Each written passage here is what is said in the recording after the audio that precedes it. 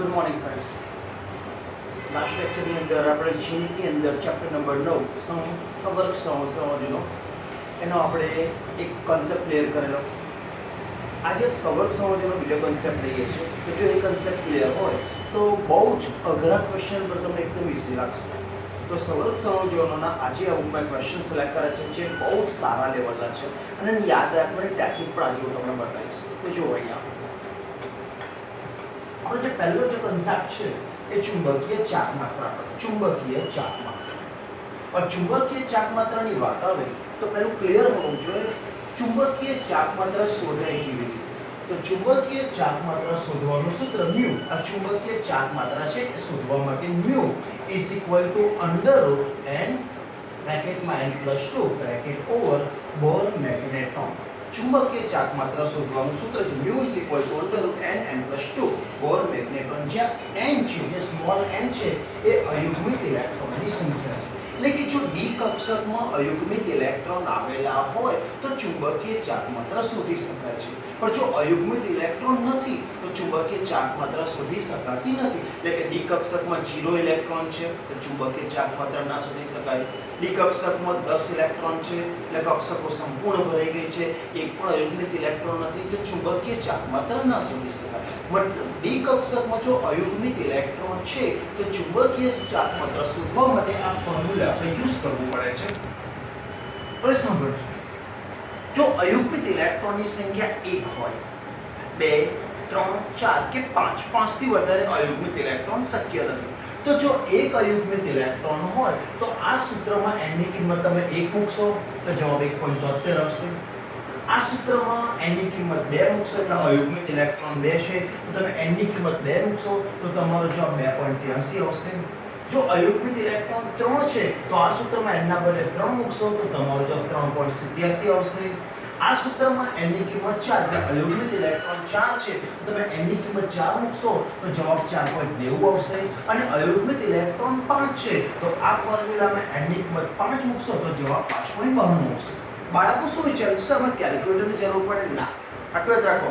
અયુગ્મિત electron 1 જવાબ 1.73, અયુગ્મિત electron 2 જવાબ 2.83, અયુગ્મિત electron 3 જવાબ 3.87, અયુગ્મિત ઇલેક્ટ્રોન 4 જવાબ 4.90 અને અયુગ્મિત ઇલેક્ટ્રોન 5 છે તો તમારો જવાબ 5.92 આવશે. એટલે 1 તો 1.73, 2 2.83. આ રીતે જો તમે યાદ રાખી કરશો તો પરીક્ષામાં ઇન સેકન્ડ વિથઆઉટ કેલ્ક્યુલેટર તમે આવા પોએમર સોલ્વ કરી શકો છો.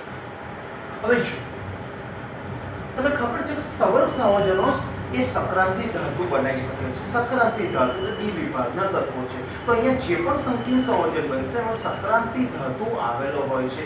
તો અહીંયા પરમાણુ ક્રમાંક 21 થી પરમાણુ ક્રમાંક 30 સુધીના તત્વોને પ્રથમ સક્રાંતિ શ્રેણીના તત્વો કહેવામાં આવે છે. એનો જ કોન્સેપ્ટ છે. તો સાંભળો: scandium, titanium, vanadium, chromium, manganese, iron, cobalt, nickel, copper અને ઝીંક. જો યાદ ના રહે તો તમે સૂત્ર બનાવી શકો છો. S T વિક્રમે ફેંક્યો ની કુંજને. સૂત્ર યાદ રાખજો. S T વિક્રમે ફેંક્યો ની કુંજને. આ સૂત્ર વાપરીને પણ તમે પ્રથમ સક્રાંતિ શ્રેણીના 10 તત્વો તૈયાર કરી શકો છો. હવે સાંભળો, S T વિક્રમે ફેંક્યો ની કુંજને બધાનો આયન વીજભાર +2 છે. +2 છે અથવા બધાનો વીજભાર +3 છે તો ક્યારે તમારે કેલ્ક્યુલેટર વાપરવાની 1 સેકન્ડમાં તમે જવાબ આપી શકશો. જો ટેકનિક જોજો. આપણે ST વિક્રમે ફેંક્યો નિકુંજને ક્રમશઃ ગોઠવી કાઢ્યો છે. સ્કેન્ડિયમ યાદ રાખજો. સ્કેન્ડિયમ આપણે સક્રાંતિ શ્રેણીમાં પ્રથમ તત્વ છે એટલે એક તેમાં અયુગ્મિત ઇલેક્ટ્રોન 1 જ હોય અને અયુગ્મિત ઇલેક્ટ્રોન 1 હોય તો તમારો જવાબ 1.73, ક્રમશઃ 2.83, 3.87, 4.90, 5.1.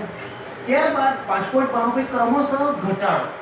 4.90, 3.87, 2.83, અહીંયા 2.83 આવશે, 1.73 અને 0. તો યાદ રાખજો 1 2 3 4 5 5 પછી 4 3 2 1 0 એટલે 1.73, 2.83, 3.87, 4.90, 5.92.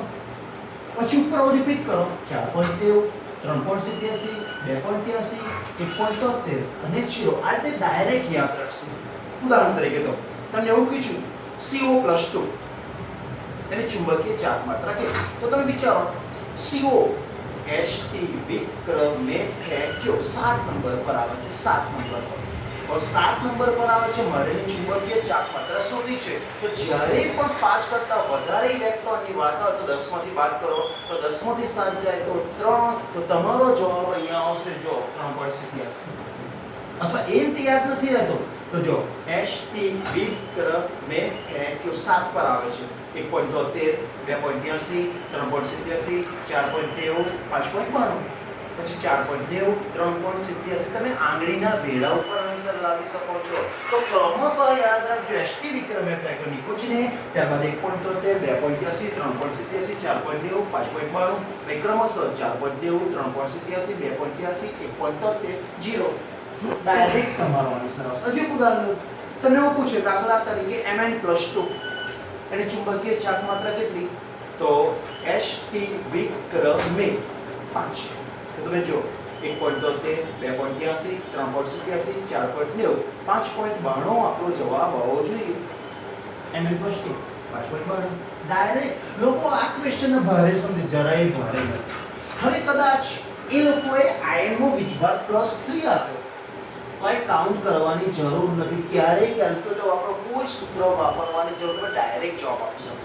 જો +2 માં મેં તમને કીધું 1.73 થી ચાલુ થાય, +2 વાળો કોઈ પણ આવે તો 1.73 થી આપણે આ રીતે સ્ટાર્ટ કરીને જેનું માગેલું છે એનું ગણી કરવાનું. પણ કદાચ +3 આયા તો તમારે 0 થી સ્ટાર્ટ કરવાનું. 0, 1.73, 2.83, 3.87, 4.90, 5.92, પછી ઘટાડો 4.90, 3.87, 2.83, 1.73. એટલે યાદ રાખજો, તમને પરીક્ષામાં યા તો આયનનો વીજભાર +2 અથવા +3 જ આવશે, ગણવાનું નહીં. ઉદાહરણ બને છો દાખલા તરીકે મને એવું પૂછવામાં આવે છે Fe+3 અને ચુંબકીય ચાર્જ માત્રા કેટલી? તો આ રીતે વિચારીશ. Fe એટલે ફેડ, HT વિક્રમે ફેડ 6 પર આવે છે, 6. તો 0 થી ચાલુ કરો. 0, 1, 2, 3, 4 અને 5. તો મારો જવાબ 5.92 હોવો જોઈએ. Fe+3 5.92. બીજું ઉદાહરણ લઈએ. કોઈ પણ +3 હોય તમે ગમે તે બોલો, HT વિક્રમે ફેંક્યો નહીં, ચલો તમે એવું કહો છો સર Cu+3. તો આ રીતે HT વિક્રમે ફેંક્યો, Cu એટલે કો, જો HT વિક્રમે ફેંક્યો નીકુ, આ કોપર છે, આ કોબાલ્ટ હતો, આ કોપર છે, હું 9 પર છું. ફરી સમજો, આપણે Cu+3 એટલે કોની વાત કરીએ?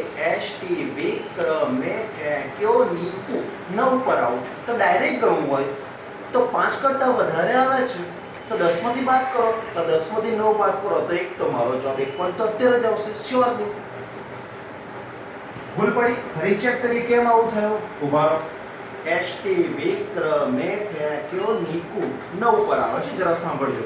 હવે મારે 0 થી સ્ટાર્ટ કરવાનું છે, એટલે અહીંયા 0, 1.73, 2.83, 3.87, 4.90, 5.92, પછી 4.90, 3.87, 2.83 મારો જવાબ આવવો જોઈએ. પરફેક્ટ.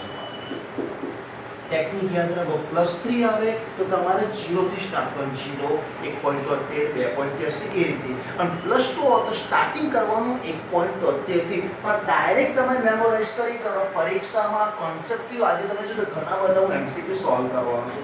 આ ટેકનિક છે, આની અંદર કોઈ ફોર્મ્યુલા યુઝ નથી કરવાનું, અંદર કોઈ કેલ્ક્યુલેટર યુઝ કરવાનું નથી, તમારો જવાબ ડાયરેક્ટલી આવશે. હવે સમજો, મેં ખાસ નોટ લખી છે. Cu+1, Zn+2, Scandium+3 અને Ti+4. અહીંયા મેં લખ્યું છે રંગવિહીન આયન. રંગવિહીન ક્યારે હોય? તો બે ઓપ્શન છે તમારા જોડે. ડી કક્ષક સંપૂર્ણ ખાલી હોય અથવા ડી કક્ષક સંપૂર્ણ ભરેલી હોય ત્યારે એ આયન રંગવિહીન હોય છે. તો Cu+1 અને Zn+2 છે અને 3D કક્ષક સંપૂર્ણ ભરાયેલ છે, અને સંપૂર્ણ ભરાયેલ હોવાને કારણે એ દ્રશ્યમાન પ્રકાશનું શોષણ કરતું નથી. દ્રશ્યમાન પ્રકાશનું શોષણ નથી કરતું એટલે કે રંગ ઉત્પન્ન કરી શકતો નથી, એટલે કે રંગવિહીન. स्कैंडियम +3 અને Ti+4 છે અને ડી કક્ષક સંપૂર્ણ ખાલી છે और डी કક્ષકમાં ઇલેક્ટ્રોન નથી તો દૃશ્યમાન પ્રકાશમાંથી ઊર્જાનું શોષણ કરવાનો નથી એટલે રંગ આપી શકતો નથી એટલે કદાચ તમને કોઈ કહે કોણ રંગવિહીન છે જવાબ 1 2 3 4 યાદ આવી રાખજો which one 1 2 3 4 યાદ ના રહે તો કોજી સ્કેટિંગ આવો શબ્દ કોપર ઝિંક સ્કેન્ડિયમ અને ટિટેનિયમ આ રીતે યાદ રાખજો Cu+1 Zn+2 સ્કેન્ડિયમ +3 અને Ti+4 છે આ રંગવિહીન આયનો છે અને રંગવિહીન આયનો ક્યારેય દૃશ્યમાન પ્રકાશનું શોષણ કરતા નથી એના કારણે રંગ ઉત્પન્ન કરી શકતા નથી બીજી રીતે તમે જોજો દાખલા તરીકે Zn+2 જો અહીંયા એક પણ અયુગ્મિત ઇલેક્ટ્રોન નથી અને અયુગ્મિત ઇલેક્ટ્રોન હોય તો જ દૃશ્યમાન પ્રકાશમાંથી ઊર્જાનું શોષણ કરશે અહીંયા તમે સ્કેન્ડિયમ +3 જુઓ ચુંબકીય ચાર્જ માત્રાનું મૂલ્ય 0 છે એનો મતલબ અયુગ્મિત ઇલેક્ટ્રોન નથી તો શબ્દ જો અયુગ્મિત ઇલેક્ટ્રોન હોય તો જ એ દૃશ્યમાન પ્રકાશમાંથી ઊર્જાનું શોષણ કરે છે અને રંગ આપે છે રંગીન આયનો આપી શકે છે જેમાં ચુંબકીય ચાર્જ માત્રાની વેલ્યુ 0 દેખાય છે એમાં અયુગ્મિત ઇલેક્ટ્રોન નથી અને અયુગ્મિત ઇલેક્ટ્રોન ન હોવાને કારણે ક્યારેય રંગ આપતો નથી આ એક કોન્સેપ્ટ પોઈન્ટ છે જે બહુ જ કામમાં લાગશે હવે આપણે કેટલાક એમસીક્યુઝ જોઈએ પહેલો પ્રશ્ન છે નીચેના પૈકી કયું સંકીર્ણ સંયોજન સૌથી ઓછું પ્રતિચુંબકીય છે સમજો સૌથી ઓછું પ્રતિચુંબકીય તેનો મતલબ એનો વિરોધી મતલબ એવો થાય સૌથી વધુ અનુચુંબકીય જો એમણે પૂછ્યું છે સૌથી ઓછું પ્રતિચુંબકીય મીનિંગ એનો સૌથી વધુ અનુચુંબકીય સૌથી વધુ અનુચુંબકીય કોને કહેવાય કે જેમાં અયુગ્મિત ઇલેક્ટ્રોન વધારે હોય અને અયુગ્મિત ઇલેક્ટ્રોન સૌથી વધારે 5 હોય છે એનો મતલબ એવો કહું કે જેમાં અયુગ્મિત ઇલેક્ટ્રોન સૌથી વધારે 5 હોય એને ચુંબકીય ચાર્જ માત્રાની વેલ્યુ 5.92 આવે છે હવે આપણે જોઈએ એમણે કહ્યું સૌથી ઓછું પ્રતિચુંબકીય એનો બીજો મતલબ થાય સૌથી વધુ અનુચુંબકીય હવે તમે સાંભળો આ સંકીર્ણ સંયોજન છે લિગેન્ડ જરા જો પાણી પાણી પાણી પાણી બધામાં લિગેન્ડ એક જ છે બીજી વાત પાણી નિર્બળ લિગેન્ડ છે તમને ખબર હોય છે સ્પેક્ટ્રોકેમિકલ શ્રેણીમાં પાણીને નિર્બળ લિગેન્ડ ગણો તટસ્થ લિગેન્ડ તો છે જ એકદંતીય લિગેન્ડ તો છે તો પાણી નિર્બળ લિગેન્ડ છે અને જ્યારે પણ નિર્બળ લિગેન્ડ હોય તો તમે આ જે વિચારો છે ઓલવેઝ સાચું પડશે એનો મતલબ એવો થયો કે નિર્બળ લિગેન્ડ છે એટલે મારો ઓક્સિડેશન આંક ગણવો હોય તો એ લિગેન્ડને ગણવાની જરૂર નથી તો એનો મતલબ આ લિગેન્ડનો કોઈ જ વીજભાર નથી તો એનો મતલબ આ એફીનો ઓક્સિડેશન આંક +2 આ લિગેન્ડને ગણવાનું નહીં ઓક્સિડેશન આંકમાં તટસ્થ લિગેન્ડ તો નિકલનો ઓક્સિડેશન આંક +2 પાણી તટસ્થ લિગેન્ડ ગણવાનો નથી તો ક્રોમિયમનો ઓક્સિડેશન આંક +2 પાણી તટસ્થ લિગેન્ડ ઓક્સિડેશન આંકમાં ગણવાનો નહીં આપણો પણ છે ઓક્સિડેશન આંક જુઓ તો મેંગેનીઝ +2 એટલે બધા +2 Fe +2 Ni +2 Cr +2 અને Mn +2 આવે એટલા આવે હવે તમે જુઓ આપણો સૌથી વધુ અનુચુંબકીય એટલે કે સૌથી વધુ અનુચુંબકીય એટલે સૌથી વધારે અયુગ્મિત ઇલેક્ટ્રોન 5 હોવા જોઈએ ઇટ મીન્સ એની ચુંબકીય ચાર્જ માત્રા 5.92 હોવું જોઈએ ચેક કરી Fe +2 4.2 Ni +2 2.83 Cr +2 4.2 Mn +2 5.92 તો તમે જોઈ શકો છો સૌથી વધારે 5.92 મૂલ્ય છે એનો મતલબ કે ડી ઓપ્શન સૌથી સાચું છે જો અહીંયા મેં કોઈ કેલ્ક્યુલેટર વાપર્યું નથી લોજિક જ્યારે પણ તટસ્થ લિગેન્ડ આવે ત્યારે લિગેન્ડનો ઓક્સિડેશન આંકમાં ગણવાનો નહીં તો તમારું મેંગેનીઝનું ઓક્સિડેશન આ +2 થઈ જશે નિકલનો આ +2 થઈ જશે ક્રોમિયમનો +2 થશે Fe નો +2 વાળા બધા તમને એસટી વિકલ્પમાં ફેક્ટર ઇક્વેશનને મળે છે તો તમે કહી શકો છો કે મેંગેનીઝ +2 એની ચુંબકીય ચાર્જ માત્રા 5.92 છે અને 5.92 એટલે સૌથી વધારે ચુંબકીય ચાર્જ માત્રા જેમાં સૌથી વધારે ચુંબકીય ચાર્જ માત્રા હોય એ સૌથી વધુ અનુચુંબકીય કહેવાય એટલે કે ઓછું પ્રતિચુંબકીય ઇટ મીન્સ વધુ અનુચુંબકીય તો આપણો શ્યોર જવાબ આવશે કોઈ જ ડાઉટ નથી બીજો પ્રશ્ન એ પણ આની પર આધારિત છે નીચેનામાંથી કયું સંકીર્ણ સંયોજન દ્રશ્ય પ્રકાશનું શોષણ કરશે? હમણાં જ મેં તમને કીધું, જેમાં અયુગ્મિત ઇલેક્ટ્રોન હોય ડી કક્ષક જોવાની, એમાં અયુગ્મિત ઇલેક્ટ્રોન હોય તો અયુગ્મિત ઇલેક્ટ્રોન દ્રશ્ય પ્રકાશનું શોષણ કરીને રંગ આપે છે. એમનો પ્રશ્ન છે કોણ શોષણ કરશે? ઇટ મીન્સ ડી કક્ષકમાં અયુગ્મિત ઇલેક્ટ્રોન હોવા જોઈએ. હવે સાંભળજો, NH3 તટસ્થ લિગેન્ડ. જો તમને તટસ્થ લિગેન્ડ કદાચ નથી આવડતો એક સૂત્ર રાખો, પાણીમાં એમોનિયા કોનો, પાણી એમોનિયા CONO. ફરી સમજો, પાણીમાં એમોનિયા કોનો H2O NH3 CONO. આ ચાર થઈ ગયા.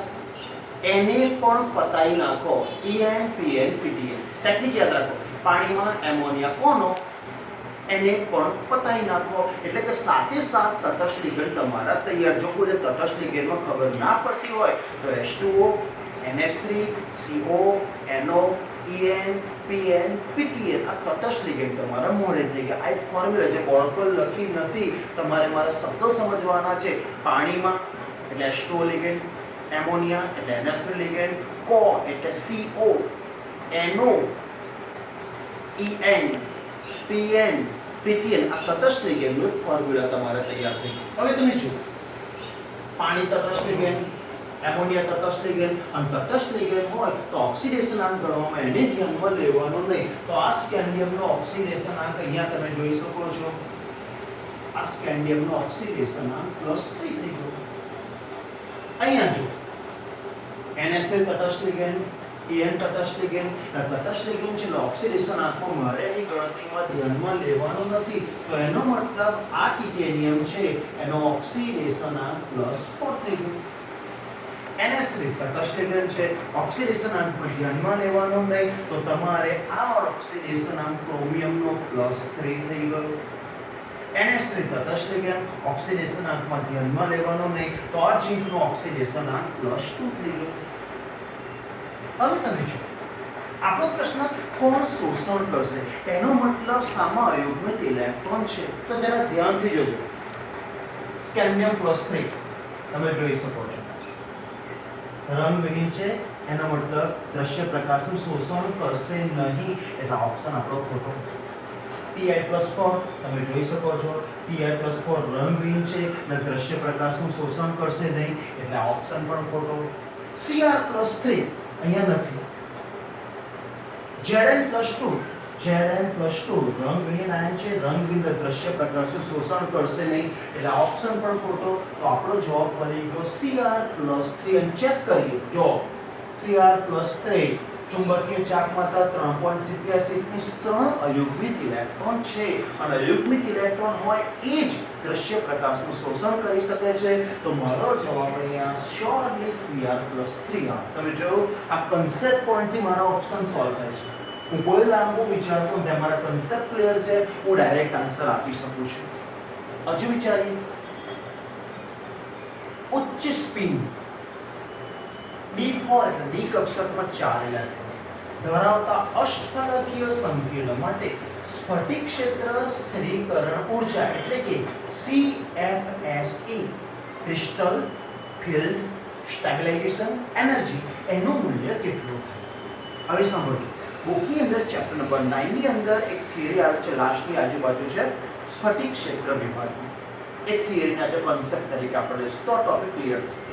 પણ સમજો, હું ઉચ્ચ સ્પિન બોલું છું એટલે તમારા મગજમાં કયા ફંડામેન્ટલ ક્લિયર. હું ઉચ્ચ સ્પિન બોલું એટલે લિગેન્ડ નિર્બળ જોડાયેલો છે. આ સમજો, હું જ્યારે પણ ઉચ્ચ સ્પિન બોલું એટલે કે લિગેન્ડ નિર્બળ જોડાયેલો હોય. જો નિર્બળ લિગેન્ડ હોય તો જ ઉચ્ચ સ્પિન ધરાવતા સંયોજનો પ્રાપ્ત થાય છે.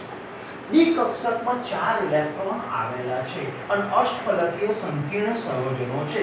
એના માટે CFSE નું મૂલ્ય મારે મેળવવાનું છે. તો નોંધજો, જો ઉચ્ચ સ્પિન બોલું તો સ્ફટિક ક્ષેત્ર વિભાજનનું મૂલ્ય યુગ્મીકરણ કરવાની શક્તિ કરતાં ઓછું હોય. જરા ટેકનિક સમજો, પીનો મતલબ યુગ્મીકરણ કરવા માટે જરૂરી શક્તિ. ડેલ્ટા O ફોર ઓક્ટાહેડ્રલ એટલે કે અષ્ટફલકીય, ડેલ્ટા એટલે સ્ફટિક ક્ષેત્ર વિભાજન, O એટલે કે અષ્ટફલકીય. તો ઉચ્ચ સ્પિન બોલો એનો એક મતલબ એવો થાય ડેલ્ટા O P, એનો મતલબ યુગ્મીકરણ કરવા માટે બહુ શક્તિ વપરાય છે. આ જો p ની વેલ્યુ વધારે છે, એ મોટો છે, એટલે કે પેરિંગ કરવા માટે વધારે શક્તિની જરૂર પડે છે. નીચી સ્પિન બોલો એટલે ડેલ્ટા ઓ ગ્રેટર ધેન p, એનો મતલબ યુગ્મીકરણ કરવા માટે ઓછી શક્તિ વપરાય છે. એક વસ્તુ મેં તમને કીધું, ઉચ્ચ સ્પિન એટલે નિર્બળ લિગેન્ડ.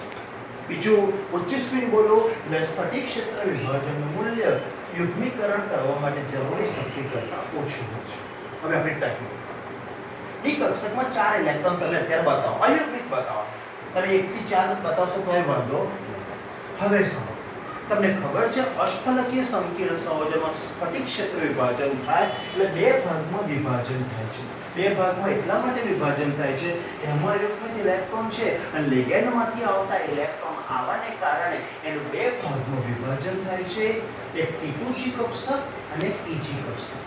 અમુક બાળકો વિચારે છે T2G કક્ષક એટલે શું? તો સાંભળજો, dx કક્ષક, dy કક્ષક અને dz કક્ષકને સંયુક્ત રીતે T2G કક્ષક કહેવાય. dx2 - y2 અને dz2 કક્ષકને સંયુક્ત રીતે EG કક્ષક. એટલે જ્યારે EG કક્ષક બોલું એટલે dz2 કક્ષક અને dx2 - y2 વાળી કક્ષકોની વાત કરી રહ્યો છું. હવે તમે સમજો, તમે સ્ફટિક ક્ષેત્ર વિભાજનમાં તમને ખબર છે કે 3 કક્ષકો નીચે હોય, T2G જો યાદ ના રહે તો T2G 3 થયા, T2G તો 3 કક્ષકો નીચે હોય, EG યાદ રાખવા માટે 2 તો 2 કક્ષકો ઉપર હોય છે. નીચે કક્ષક બોલું છું એટલે કે એની ઊર્જા ઘટે છે.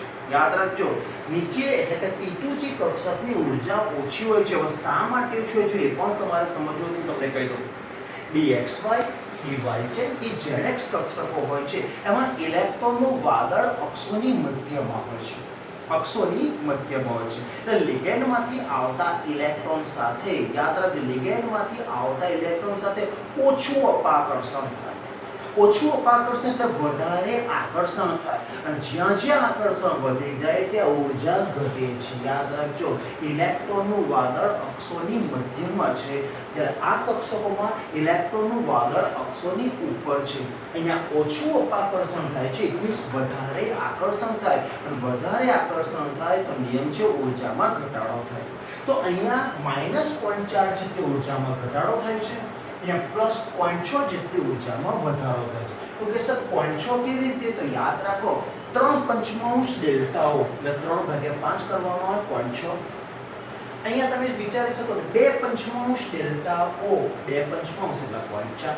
યાદ રાખજો, તમે 3/5 ડેલ્ટાઓ પણ લખી શકો વધે અને 2/5 ડેલ્ટાઓ ઘટે, પણ આપણે ટોપિકમાં +0.6 અને -0.4 નો ઉલ્લેખ કરીશું. હવે આપણી જોડે 4 ઇલેક્ટ્રોન આપેલા, તો 4 અયુગ્મિત ઇલેક્ટ્રોન મૂકો. હવે સાંભળો, તમને ખબર છે પ્રથમ 3 ઇલેક્ટ્રોન તો ઓછી ઉર્જા ધરાવતી કક્ષકોમાં દાખલ થઈ જશે, એમાં કોઈ ડાઉટ નથી. પણ ચોથો ઇલેક્ટ્રોન ક્યાં જશે? તો સાંભળો, તમને ઉચ્ચ સ્પિન આપ્યો છે. ઉચ્ચ સ્પિન એટલે નિર્બળ લિગેન્ડ છે. નિર્બળ લિગેન્ડ માટે ડેલ્ટા ઓ લેસ ધેન p છે, એટલે કે યુગ્મીકરણ કરવા માટે બહુ શક્તિ વપરાય છે. તો બહુ શક્તિ વપરાતી હોય તો એ ક્રિયા ના થાય. તો ચોથો ઇલેક્ટ્રોન અહીંયા યુગ્મીકરણ નહીં કરે, કારણ કે બહુ શક્તિ વપરાય છે, એટલે યુગ્મીકરણ કરવાને બદલે ઉપર જતો રહેશે. યાદ રાખજો, જ્યારે નિર્બળ લિગેન્ડ હોય, જ્યારે ઉચ્ચ સ્પિન બોલો તો ચોથો ઇલેક્ટ્રોન તમારે ઉપરની EG કક્ષકમાં લઈ જવાનો છે. હવે સાંભળો, આપણો પ્રશ્ન છે CFSE. હવે CFSE કેવી રીતે કરવાનું? તો સૂત્ર સાંભળો, નીચે રહેલી જે કક્ષકો છે એના માટે -0.4 ગુણ્યા એમાં રહેલા ઇલેક્ટ્રોનની સંખ્યા. તો તમે જો -0.4 અને એમાં રહેલા ઇલેક્ટ્રોનની સંખ્યા 3 છે, પ્લસ ઉપર તમે જોઈ શકો 0.6 ગુણ્યા એમાં રહેલા ઇલેક્ટ્રોનની સંખ્યા, તો +0.6 ગુણ્યા એમાં રહેલા ઇલેક્ટ્રોનની સંખ્યા. તો જવાબ તમે જોઈ શકો છો -1.2 +0.6, તો જવાબ આવશે -0.6 ડેલ્ટાઓ. તો આપણો જવાબ આવશે ઓપ્શન નંબર ડી. અહીંયા વધારાની થિયરી સમજાય. બુકની અંદર CFSE કેવી રીતે ગણવું એ ફંડામેન્ટલમાં નથી, પણ જ્યારે પણ તમારે ક્રિસ્ટલ ફિલ્ડ સ્ટેબિલાઇઝેશન એનર્જી ગણવી હોય તો -0.4 ગુણ્યા એમાં રહેલા ઇલેક્ટ્રોનની સંખ્યા વત્તા 0.6 ગુણ્યા એમાં રહેલા ઇલેક્ટ્રોનની સંખ્યા. હવે આના વિશે બે વધારાના મુદ્દા. CFSE નું મૂલ્ય લેસ ધેન 0 હોય અથવા તો ઇક્વલ ટુ 0. ક્યારેય પણ ના. CFSE નું મૂલ્ય <0 હોય એટલે કે ઋણ હોય અથવા તો 0 હોય. પોઈન્ટ નંબર 2, જેમાં CFSE નું મૂલ્ય એક્ઝેક્ટલી 0 હોય, અનસ્ટેબલ હોય છે, અસ્થાયી હોય છે. આ વધારાની લૂપ બારના ફંડામેન્ટલની મેં વાત કરી. તો એ CFSE કેવી રીતે ગણવો એ કન્સેપ્ટ મેં ક્લિયર કર્યો. બીજો મુદ્દો લઈએ. હવે બીજો ક્વેશ્ચન જોઈએ. સંકીર્ણ સંયોજનોમાં CO NH3 4 times NO2 2 વખત કૌંસ પૂરો Cl એક ખાલી જગ્યા સમઘટકતા ધરાવે છે. સમઘટકતાનો પોઈન્ટ આવ્યો એટલે આ ટોપિક સાથે કોઈ સંબંધ નથી. સમઘટકતા એક થિયરિટિકલ પોઈન્ટ છે. પણ સમઘટકતાનો પોઈન્ટ આવે તો તમને ખબર છે ભૌમિતિક સમઘટકતા છે, પ્રકાશીય સમઘટકતા છે અને ત્રીજી બંધારણીય સમઘટકતા છે. બંધારણીય સમઘટકતાના 4 પેટા પ્રકાર છે: બંધનીય, કોઓર્ડિનેશન, આયનીકરણ અને જલયોજન. બંધનીય, કોઓર્ડિનેશન, આયનીકરણ અને જલયોજન સમઘટકતા. હવે આપણો પ્રશ્ન થિયરિટિકલ છે એટલે આનું કોઈ કેલ્ક્યુલેશન નથી. હવે આપણે લાસ્ટ વિડિયો લેક્ચરમાં મેં તમને સમજાવ્યું કે સમઘટકતાનો પોઈન્ટ આવે તો ભૌમિતિક સમઘટકતા કેવી રીતે જોવાનું. તો જો અહીંયા તમે જોઈ શકો છો લિગેન્ડ NH3 એક દંતીય તટસ્થ લિગેન્ડ, NO2 એક દંતીય ઋણ, એક દંતીય લિગેન્ડ છે અને લિગેન્ડનું પ્રમાણ 4:2 છે. તો યાદ રાખો થિયરી મેં તમને અહીં ઓપ્શન નથી લખ્યા, ડાયરેક્ટ જવાબ શીખો છો. એક દંતીય લિગેન્ડનું પ્રમાણ 2:2 હોય અથવા 2:4 હોય. તો અહીંયા તમે જોઈ શકો છો 2:4. તો એમાં ભૌમિતિક સમઘટકતા જવાબ સાચો, એટલે ભૌમિતિક સમઘટકતા તો છે. હજુ આગળ જો લિગેન્ડની અંદર NO2 જોડાયેલો હોય અથવા HCN જોડાયેલો હોય, એમ્બિડેન્ટેડ લિગેન્ડ, ઉભયદંતીય લિગેન્ડ, એ એક દંતીય લિગેન્ડ છે પણ એમાં ઇલેક્ટ્રોન યુગ્મનું દાન નાઇટ્રોજન પણ કરી શકે છે, ઓક્સિજન પણ કરી શકે, બેમાંથી એક કરી શકે. નાઇટ્રોજન કરી શકે અથવા ઓક્સિજન પણ કરી શકે અને એમ્બિડેન્ટેડ લિગેન્ડ કહેવાય. તો જો લિગેન્ડ તરીકે NO2 અથવા HCN જોડાયેલો હોય તો એમાં બંધનીય સમઘટકતા. યાદ રાખજો તમે ડાયરેક્ટ આ જો પણ ઓપ્શનની અંદર બંધનીય પણ સાચો છે કારણ કે લિગેન્ડ તરીકે NO2 લિગેન્ડ અથવા તો HCN લિગેન્ડ જોડાયેલો હોય તો બંધનીય સમઘટકતા કહેવાય. તો જવાબ બંધનીય પણ સાચો. હજુ આગળ વધીએ. તમે જોઈ શકો છો સંકીર્ણ સંયોજનની જમણી તરફ Cl એટલે ક્લોરાઇડ આયન જોડાયેલો છે. હવે તમને ખબર છે કે Cl અંદર જાય તો NO2 બહાર આવે છે. આવી ક્રિયાને કહેવાય આયનીકરણ સમઘટકતા. તો પાછળ ઋણ આયન હાજર છે તેમાં આયનીય સમઘટકતા પણ જોવા મળે. તો આ જે ક્વેશ્ચન છે આ ઓપ્શનમાં ભૌમિતિક સમઘટકતા પણ સાચો જવાબ, બંધનીય સમઘટકતા પણ સાચો જવાબ અને આયનીય સમઘટકતા પણ સાચો જવાબ. નીટની અંદર ક્વેશ્ચન પૂછાયેલો જો તમે કેટલું લોજિકલી વિચારો છે તો અહીંયા 3 સમઘટકતા ધરાવી શકે છે. બીજો ક્વેશ્ચન, નીચેના પૈકી ખાલી જગ્યા સંકીર્ણ શૂન્ય CFSE ધરાવે છે. और CFSE બોલ્યો એટલે પાછા પોઈન્ટ પર આવે અશૂન્ય શબ્દ બોલો, શૂન્ય. તો લોજિકલી વિચારીએ. પહેલું બધામાં લિગેન્ડ H2O ઓકે આપણે જાણીએ છીએ તટસ્થ લિગેન્ડ છે અને નિર્મળ લિગેન્ડ છે. તો એવા સંજોગોમાં તમારે આ સક્રાંતિક ધાતુ આયનનો ઓક્સિડેશન આંક સુધી કાઢો. ઓક્સિડેશન આંક એટલે કે પ્રાથમિક સંયોજકતા સુધી કાઢો. તો હમણાં મેં જે ટેકનિક બતાવી, જો લિગેન્ડ તટસ્થ હોય તો આ મેંગેનીઝનું ઓક્સિડેશન આંક Mn+3, Ap નો ઓક્સિડેશન આંક +3 કારણ કે લિગેન્ડ તટસ્થ છે અને તટસ્થ લિગેન્ડ હોય તેના ઓક્સિડેશન આંકમાં ધ્યાનમાં લેતા નથી. એટલે ડાયરેક્ટ શોર્ટકટ બતાવું છું. આ પાણી તટસ્થ લિગેન્ડ છે તો CO નો ઓક્સિડેશન આંક +2 અને અહીંયા પાણી તો આ CO નો ઓક્સિડેશન આંક +3 એટલે Mn+3, Fe+3, CO+3 અને CO+2 તમને આપેલા છે. હવે તમારા CFSE શૂન્ય. હવે સાંભળો લોજિકલ CFSE શૂન્ય ક્યારે થાય મતલબ આ સૂત્રમાં આ જવાબ 0 ક્યારે આવે તો નિર્મળ લિગેન્ડ એટલે આટલું તો ક્લિયર હોય એક ઇલેક્ટ્રોન 1 2 3 ઇલેક્ટ્રોન T2G માં આવશે અને ચોથો અને પાંચમો ઇલેક્ટ્રોન EG કક્ષક પર જશે. એટલે 1 2 3 4 અને 5 ઇલેક્ટ્રોન આવેલા હોય, 3 નીચે અયુગ્મિત અને ઉપર 2 અયુગ્મિત હોય તો તમારો આ જવાબ 0 થાય. તો સર કેવી રીતે જો લોજિકલ નીચે 3 છે એટલે આ વેલ્યુ તો -1.2 થવાની છે. હવે ઉપર પોઈન્ટ છો અને બે ઇલેક્ટ્રોન હોય તો આ પોઈન્ટ બાર પ્લસ તો પ્લસ પોઈન્ટ 1.2 -1.2 નીકળી જશે. જવાબ તમારો 0 આવે. એનો મતલબ એવો કે મારે 5 અયુગ્મિક ઇલેક્ટ્રોનની જરૂર પડશે. જો 5 અયુગ્મિક ઇલેક્ટ્રોન હોય, નિર્બળ લિગેન્ડ હોય તો જ મારો CFAC ની કિંમત 0 આવશે. હવે આપણે લોજિકલ Mn+3 Fe+3 CO+3 વાર આપણે જોઈએ. Mn+3 4.2 એટલે અયુગ્મિક ઇલેક્ટ્રોન 4 છે, મારે 5 ની જરૂર છે. Fe+3 5.92 એટલે અયુગ્મિક ઇલેક્ટ્રોન 5 છે એટલે મારો જવાબ સંભાવના પૂરેપૂરી છે. આ દસે પણ ચેક કરીએ. CO+3 માં ચુંબકીય ચાર્જ માત્ર 4.2 એનો મતલબ કે અયુગ્મિક ઇલેક્ટ્રોન 4 છે, મારે જરૂર 5 ની છે. અને CO+2 3.87 એટલે અયુગ્મિક ઇલેક્ટ્રોન 3 છે.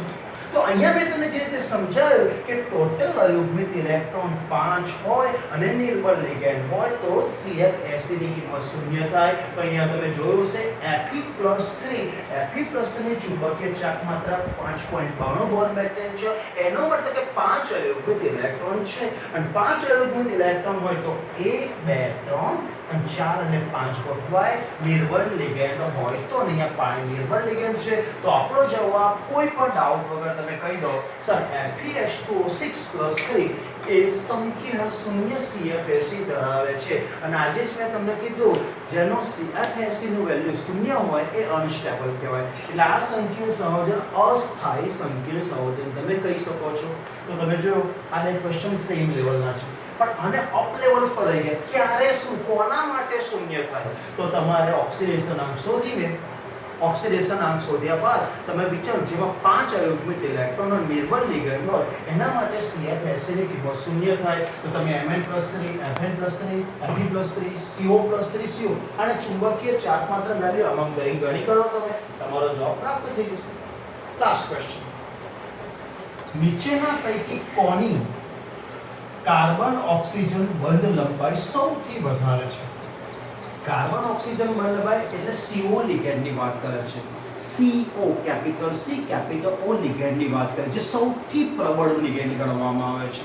સૌથી પ્રબળ લિગેન્ડમાં CO લિગેન્ડ ગણવામાં આવે છે. CO અણુમાં કાર્બન ઓક્સિજન બંધ લંબાઈ 1.128 એંગસ્ટ્રોમ આપેલી છે. હવે તમારો પ્રશ્ન એવો છે નીચે 4 સંકીર્ણ સંયોજનો આપેલા છે તો કોની કયા સંકીર્ણ કાર્બન ઓક્સિજન બંધ લંબાઈ સૌથી વધારે હોય? ઓપ્શન આપે છે. તો ઓપ્શન જોતા પહેલા એક તમને ટેકનિક કહું છું.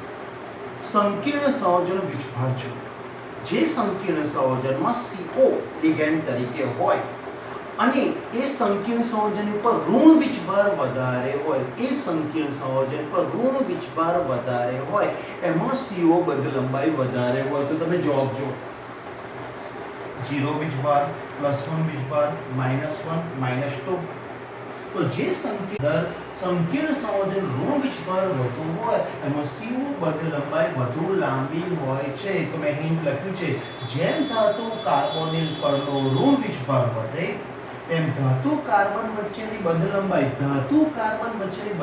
ઘટે. પણ આપણો પ્રશ્ન શું છે?